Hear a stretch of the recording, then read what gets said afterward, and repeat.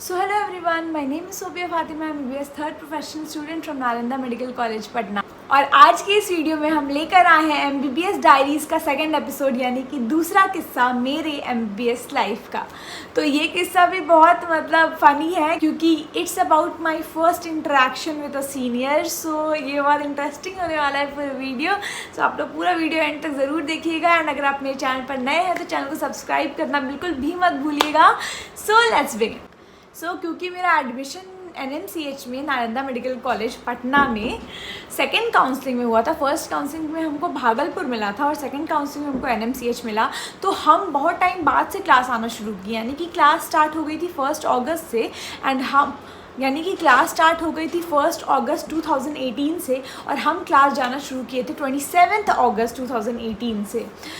काफ़ी लेट हो गया था, तो बहुत सारे क्लासेस भी ओवर हो गए थे। बहुत बार मेरे बैचमेट्स ने सीनियर से इंटरेक्शन भी कर ली थी। सीनियर ने समझा दिया था कैसे कैसे क्या करना है जूनियर्स को। एंड हम बहुत टाइम के बाद आए थे तो हमको बिल्कुल भी आइडिया नहीं था कि कैसे क्या करना। हाँ, हम लोग एक पैम्पलेट मिला हुआ था जिसमें बहुत से रूल्स ये सब लिखे हुए थे, बट स्टिल होता है ना, हम क्लास 8 बजे शुरू हो जाती थी और हम डे स्कॉलर थे, यानी घर से आना जाना करते थे। उस टाइम हम हॉस्टल में नहीं रहते थे, फर्स्ट ईयर में हम हॉस्टल में नहीं रहते, तो हम घर से आना जाना करते थे।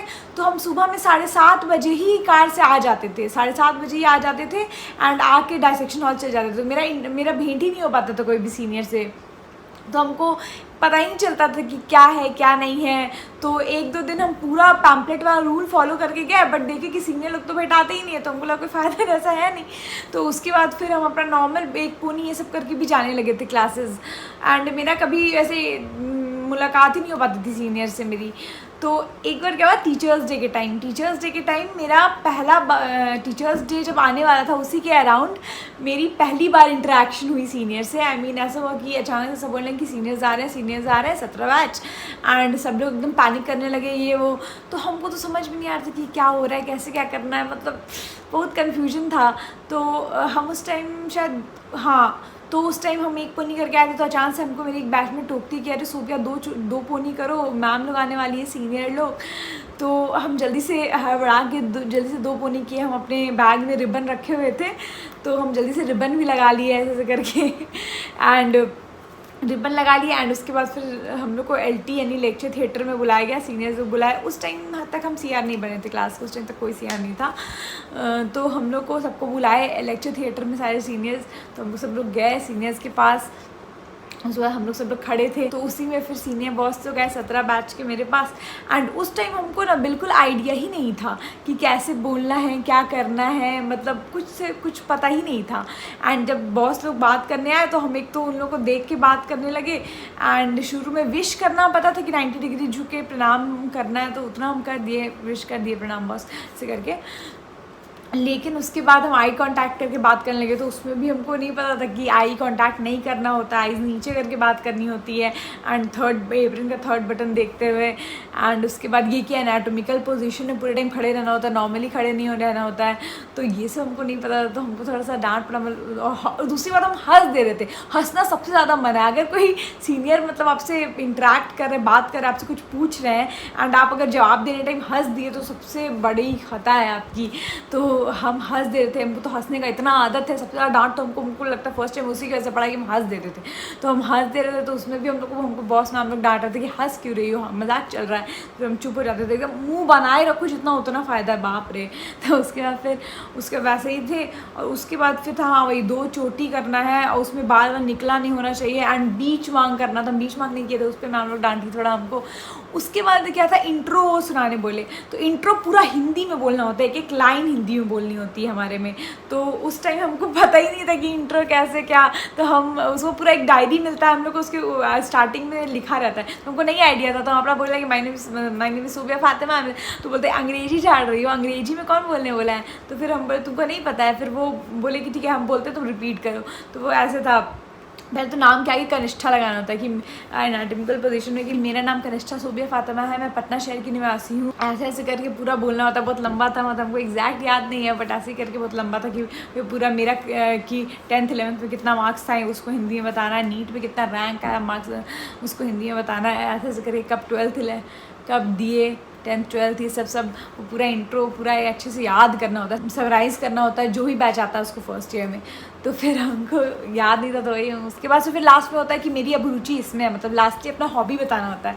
तो मोस्टली लोग हॉबी में अब सिंगिंग ही बोल देते हैं, सीनियर लोग भी बोले होते हैं कि सिंगिंग ही बोल दिया करो, क्योंकि और कुछ हॉबी बोलोगे तो कुछ कर तो पाओगे नहीं, स्केचिंग बोलोगे स्केचिंग नहीं कर पाओगे। तो जनरली सब लोग कि मेरी अभिरुचि सिंगिंग में है, मेरी अभिरुचि गाने में है, लास्ट में सब लोग बोल देते हैं। तो उसके बाद फिर हम भी यही बोले, हम शायरी भी बोल दिए शायद, हाँ उस टाइम शायरी बहुत लिखते थे, अब थोड़ा कम कर दिए थे, हम शायरी बहुत लिखते थे।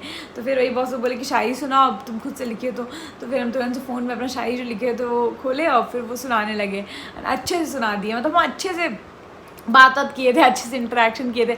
बाद में फिर लेकिन मैम लोग से उस पर भी डांट पड़ा कि इतना खुल के इतना फ्रैंक हो कि सीनियर से नहीं बात किया जाता है, चुप रहा जाता है, धीरे बोला जाता है। तो मेरा तो दिमाग घूम गया कि कहीं पे कुछ बोल रहे हैं, कहीं पे कुछ। एक और बार ऐसे अभिरुचि पूछा गया था तो शायरी नहीं, गाना ही बताना है सबको।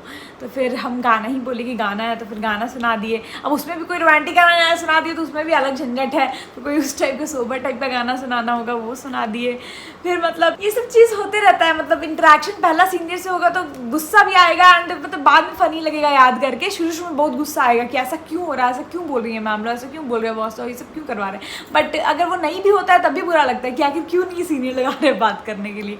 तो दोनों चीज़ें, अगर किसी का इंटरेक्शन कोई सीनियर नहीं करे, बिल्कुल भी छोड़ दे, तो उसमें भी जूनियर लोग करने लगता है सीनियर लोग क्यों नहीं आ रहे हैं। एंड हम लोग के टाइम में तो यूनिफॉर्म था हम लोग के कॉलेज में, अब तो वो हट भी गया, अब तो बस है कि हाँ लड़की को ट्रेडिशनल, लड़का लोग को फॉर्मल्स। हम लोग के टाइम में तो पूरा यूनिफॉर्म था, ब्लू कलर का सलवार सूट दुपट्टा ऐसे ऐसे करके। अब उस टाइम था कि हाँ हाथ में बैंगल अगर नहीं है तो उस पर डांट पड़ जाता था, शूज़ नहीं है उसमें डांट पड़ जाता था, झोला टांगना होता था, झोला नहीं उसमें डांट पड़ जाता। अब ये सब चीज़ नहीं है, अब बैग ला सकते हैं, मतलब अब नॉर्मल हो गया थोड़ा। लेकिन हाँ शायद 2 चोटी अभी भी है हम लोग में।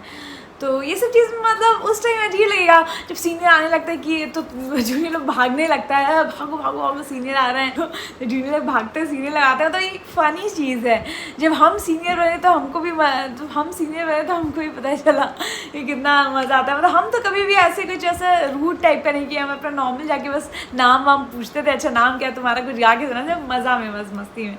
तो ये सब इंटरेक्शन अब फन वाला ही होता है, कभी भी कोई भी रूड इंटरेक्शन या वैसा बदमाश टाइप का नहीं होता। कोई जूनियर ज़्यादा बदमाशी या बदतमीज़ी करता है तो उसको डांट पड़ती है, बट जो ऐसे अच्छे से रहते हैं, जो बात मानते हैं, उन्हें कोई प्रॉब्लम नहीं होती है एंड बहुत मज़ा आता है। तो मेरा फर्स्ट इंटरेक्शन थोड़ा कॉमेडी सी टाइप से हो गया था। हाँ तो बस यही है कि जो शुरू में ये होता है कि मतलब एप्रन हमेशा पहनने रहना होता है, एप्रन का सारा बटन बंद किए रहना होता है।